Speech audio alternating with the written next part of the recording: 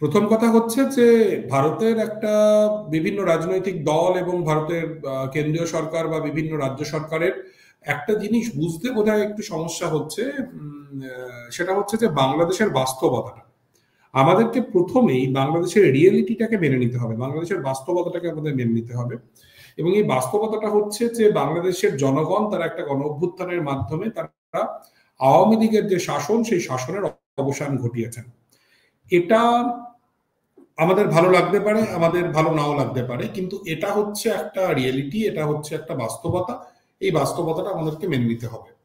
কিন্তু যেটা আমার মনে হয়েছে যে ভারতের বিভিন্ন রাজনৈতিক দল, বিশেষ করে যে অতি দক্ষিণপন্থী শক্তি এই মুহূর্তে ভারতের শাসন ক্ষমতায় রয়েছে, তারা এই বাস্তবতাটা হয়তো ঠিকমতো মেনে নিতে পারছেন না।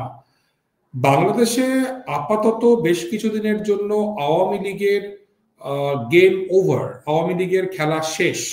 সে যে গণহত্যা চালিয়েছে, সে তিনটে নির্বাচন যেরকম ভাবে ভোট লুট করেছে ইত্যাদির ফলে যে ব্যাপক গণক্ষোভ তার বিরুদ্ধে তৈরি হয়েছে, এর ফলে আপাতত আওয়ামী লীগের কোনো জায়গা বাংলাদেশের রাজনীতিতে নেই। এই বাস্তবতাটা আমাদেরকে খুব তাড়াতাড়ি বুঝে নিতে হবে এবং বাংলাদেশের অন্তর্বর্তীকালীন সরকার বা নির্বাচন দেওয়ার পর যে নতুন সরকার আসবে তার সঙ্গে ভারতের যে বোঝাপড়া আরো শক্তিশালী করার দিকে ভারতকে মনোযোগ দিতে হবে। এটা হচ্ছে একদম বাস্তব পরিস্থিতি, কিন্তু এটা অনেকেই হয়তো ঠিকভাবে বুঝতে পারছেন না।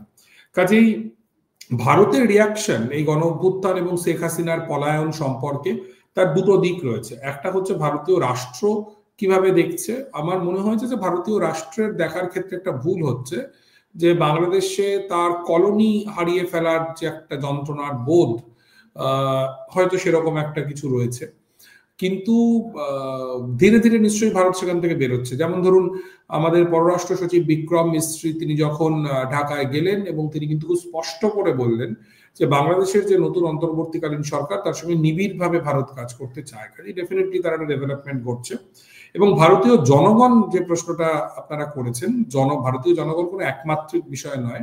যেহেতু ভারতীয় মিডিয়াতে, আপনি নিশ্চয়ই পরেও এই প্রশ্নে আসবেন, ভারতীয় মিডিয়াতে যেরকম ভাবে বাংলাদেশের একটা দানবায়ন ঘটানো হচ্ছে খুব পরিকল্পিতভাবে, বাংলাদেশের মধ্যে ঘটে যাওয়া বিভিন্ন বিষয়কে ব্যবহার করে সেগুলোকে অতিরঞ্জিত করে প্রচুর ফেক নিউজের মাধ্যমে, এটার একটা প্রভাব কিন্তু ভারতীয় জনগণের মধ্যে পড়ছে। প্রচুর অপতথ্য ঘুরে বেড়াচ্ছে এবং যার ফলে ভারত এবং পশ্চিমবঙ্গে বাংলাদেশ বিদ্বেষ এই সময় একদম চরম জায়গায় গিয়ে পৌঁছেছে।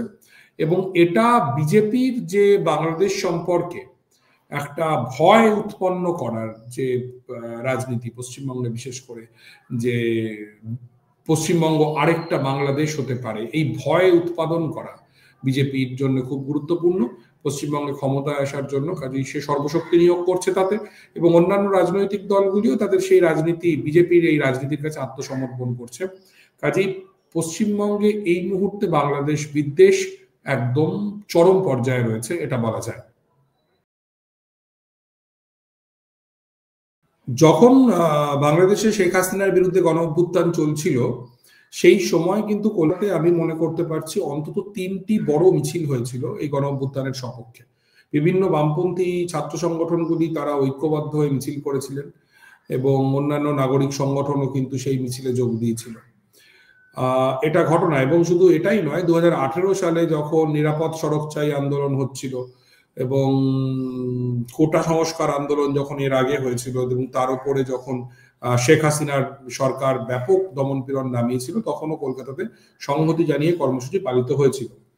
কিন্তু যেটা হয় যে 5ই আগস্টের পর থেকে ভারতীয় গণমাধ্যমে একটা প্রবল প্রচার শুরু হয়। সেই প্রচারের মোদ্দা বক্তব্য হচ্ছে বাংলাদেশ আফগানিস্তানে পরিণত হচ্ছে, বাংলাদেশে কার্যত একটা তালিবানি শাসন প্রতিষ্ঠা হচ্ছে এবং বাংলাদেশে ব্যাপকভাবে মাইনরিটিদের উপর অত্যাচার হচ্ছে। এই ধরনের খবর, প্রচুর অপতথ্য, প্রচুর ফেক নিউজ। যেমন ধরুন, কিছুদিন আগেই ইন্ডিয়ান মিডিয়াতে নিউজ হয়ে গেল যে অভিনেতা চঞ্চল চৌধুরীকে গৃহবন্দী করে রাখা হয়েছে। এই নিউজ প্রায় 24 ঘন্টা অনলাইনে থাকলো এবং তারপরে মিডিয়ার একাংশ তারা আবার বললেন যে না, এটা সঠিক খবর নয়, চঞ্চল চৌধুরী নিজেই বলছেন তিনি গৃহবন্দী হিসেবে ছিলেন না।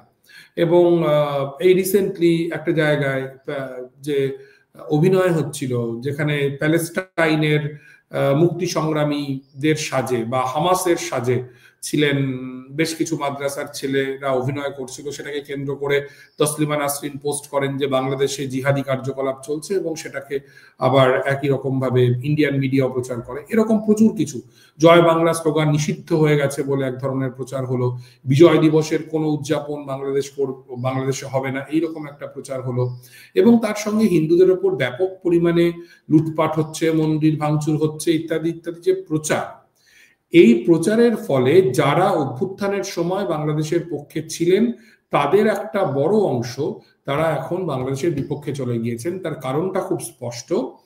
এই যে রিপাবলিক মিডিয়া থেকে শুরু করে অন্যান্য আলট্রা ন্যাশনালিস্ট এবং ফার রাইট মিডিয়া, এবং তাদের সঙ্গে প্রতিযোগিতায় টিকে থাকতে গিয়ে কিছু লিবারাল মিডিয়াও যেরকম ভাবে বাংলাদেশ সম্পর্কে ফেক নিউজ, মিথ্যে তথ্য, বানানো কথা এগুলো প্রচার করেছে, তাতে করে ডেফিনেটলি যারা বাংলাদেশের পক্ষে ছিলেন অভ্যুত্থানের সময় তাদের একটা বড় অংশের মধ্যে প্রভাব পড়েছে। এবং বাংলাদেশেও যেরকম ভাবে ভারত বিদ্বেষ বেড়েছে, এবং বিশেষ করে বাংলাদেশের প্রাক্তন সেনাকর্তারা যেরকম ভাবে কলকাতা দখল করে নেওয়ার কথা বলেছেন, ভারতের পতাকা পদদলিত করা হয়েছে, এই সমস্ত কারণে কিন্তু একটা একটা বড় অংশের মানুষ যারা অভ্যুত্থানের সময় বাংলাদেশের পক্ষে ছিলেন তাদের অনেকেই এখন বাংলাদেশের বিরোধিতা করছেন, এবং এক ধরনের যে বাংলাদেশ বিদ্বেষ ছড়িয়েছে তার শরিক হয়ে পড়েছেন। এর মূল কারণ হচ্ছে যে আমাদের দেশের, আমরা যারা স্বাধীন সাংবাদিকতা করি এবং আপনাদের দেশের যারা ফ্যাক্ট চেকাররা আছেন তাদের সেই সামর্থ্য নেই যে আমরা প্রতিটি অপতথ্যকে ধরে ধরে আমরা সেগুলোকে ডিবাঙ্ক করতে পারবো। কাজেই বলা যেতে পারে এক অর্থে একটা মিথ্যের জয়, প্রাথমিক জয় অন্তত ভারতের দক্ষিণপন্থীরা অর্জন করতে পেরেছেন।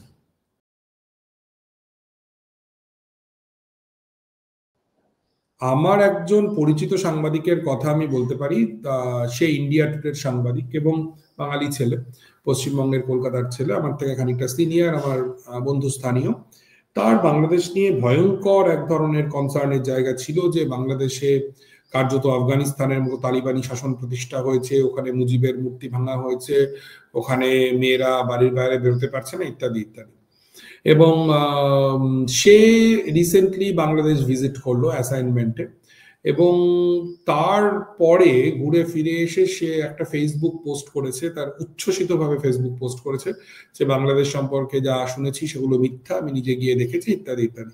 সে ভালো সাংবাদিক, সে আলী রিয়াজের সাক্ষাৎকার নিয়েছে, আরো অনেকের সাক্ষাৎকার নিয়েছে, কিন্তু সংখ্যাটা না খুব কম। অধিকাংশ ভারতীয় সাংবাদিকই কিন্তু বাংলাদেশে গিয়ে কাজ করছেন না, তারা এখান থেকে দেখছেন।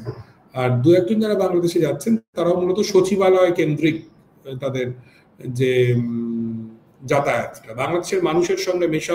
আসলে প্রবলেমটা হচ্ছে যেটা আমরা ভারতীয়রা, আমাদের মিডিয়া, আমাদের রাজনৈতিক দল, আমাদের এই রাজনৈতিক দলের মধ্যে বাম ডান আমি সবার কথাই বলবো, এবং আমাদের যে সিভিল সোসাইটি, আমাদের যে সাংস্কৃতিক সমাজ কলকাতার এবং গোটা ভারতেরই, আমরা কেউই আসলে বাংলাদেশের চোখে বাংলাদেশটাকে দেখছি না। আমরা প্রত্যেকেই আওয়ামী লীগের লেন্সে বা ইন্ডিয়ার লেন্সে বাংলাদেশটাকে দেখছি।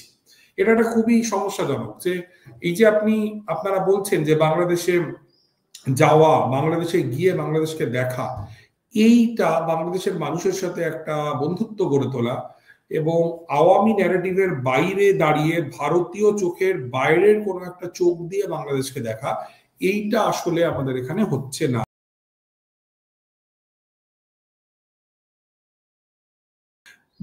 বাংলাদেশকে নিয়ে ভারতে যে সাংবাদিকতাটা হচ্ছে এটা তো আসলে সাংবাদিকতা নয়, এটা একটা প্রোপাগান্ডা ওয়ার। এবং আমাদের দেশের যে এই মুহূর্তে রাজনৈতিক পরিস্থিতি, এই রাজনৈতিক পরিস্থিতিতে যদি দক্ষিণপন্থীদের শক্তি আরো সংহত করতে হয় এবং পশ্চিমবঙ্গের মতো জায়গায় যদি ভারতীয় জনতা পার্টির পক্ষে হিন্দু ভোট কনসলিডেট করতে হয়, তার জন্য বেশ কিছু স্ট্র্যাটেজি গ্রহণ করা প্রয়োজন। সেই স্ট্র্যাটেজির মধ্যে সবচাইতে গুরুত্বপূর্ণ হচ্ছে একটা আদার তৈরি করা, একটা অপর তৈরি করা। এটা আমরা জাতীয়ভাবে এর আগে দেখেছি যে কখনো চীনকে একটা আদার তৈরি করা, কখনো পাকিস্তানকে একটা আদার তৈরি করা। পাকিস্তানও একই রকম জিনিস হয়ে থাকে যে ইন্ডিয়াকে আদার করা, বা বাংলাদেশেও তাই। তো এই যে অপরায়নের মাধ্যমে একটা একটা শত্রু স্থির করা এবং তার দানবায়ন ঘটানো, এই ব্যাপারটা আসলে রাজনৈতিক ক্ষেত্রে যেরকম হচ্ছে তেমনি মিডিয়াও দেখছে যে এই অপরায়ণ ঘটাতে পারলে এবং অপরের দানবায়ন ঘটাতে পারলে আমার সাবস্ক্রাইবার বাড়বে, আমার ভিউ বাড়বে। কারণ আমরা সকলেই জানি যে ঘৃণার বাজার দর অত্যন্ত চড়া। তো সেই জায়গা থেকে দাঁড়িয়ে এথিক্যাল সাংবাদিকতার তো মানে কি আর বলবো, মানে এর কোনো নামগন্ধই নেই। কিন্তু যেটা মানে বড় আকারে সমস্যা হচ্ছে যে ভারতীয় মিডিয়া, মেইন স্ট্রিম মিডিয়া তার বিশ্বাসযোগ্যতা হারাচ্ছে। এবং এটা তো শুধুমাত্র এবার বাংলাদেশকে নিয়ে একদম চরম পর্যায়ে পৌঁছেছে, কিন্তু এর আগেও আপনি যদি দেখেন 2024 সালের আমাদের যে লোকসভা নির্বাচন, সেই লোকসভা নির্বাচনের এক্সিট পোলের নামে সমস্ত বড় মিডিয়া বিজেপিকে প্রায় 400 পার করিয়ে দিয়েছিল। কিন্তু মানে আপনি দেখেছেন ভোটের ফল অন্যরকম হয়েছে। তো এই হচ্ছে ব্যাপার, মানে এর ফলে ডেফিনেটলি ভারতীয় মিডিয়ার গ্রহণযোগ্যতা আন্তর্জাতিকভাবে কমছে।